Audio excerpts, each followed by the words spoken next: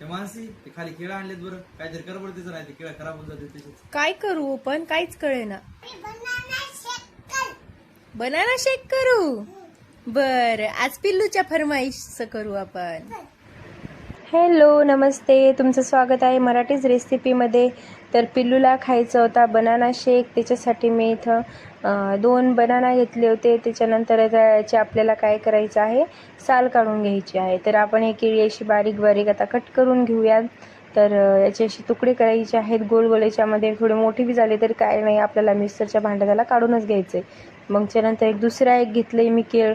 आता याला काय करायचं, याला 4 भागामध्ये असं डिवाईड करायचे कापून पहिले, आणि याचे मग असे बारीक बारीक तुकडे करायचे आहेत अशा प्रकारे. एवढे बारीक, जेवढे बारीक होतील तेवढं चांगलं. त्यानंतर इथं एक मिक्सरचं भांडं घेतलं मी, त्याच्यामध्ये ते मोठ्याला साईजचे कट केलेले सगळे केळी टाकून दिले. त्याच्यानंतर याच्यामध्ये घातले 5-6 काजू, 5-6 बदाम, 2-3 हे खजूर. त्यानंतर याच्यामध्ये घालते आता दूध. याच्यामध्ये मस्त आपल्याला असं दूध घालून घ्यायचं. याला आता मिक्सरच्या भांड्यातून गाळ काढून घ्यायचं. त्यानंतर मी एक ट्रे घेतला, ट्रेमध्ये ठेवले 2 ग्लास. त्याच्यामध्ये टाकूयात आपण आता काढलेलं शेक, चांगलं बनाना शेक असं मस्तपैकी याच्यामध्ये घालून घेऊयात.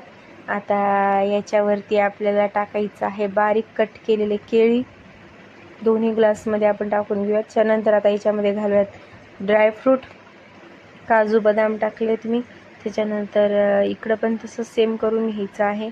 आणि बघू शकता तुम्ही किती छान दिसत आहे, एकदम टेस्टी झाला आहे. तर तुम्ही पण माझी रेसिपी करून बघा, सबस्क्राईब करा आणि लाईक करा. आणि थँक्यू.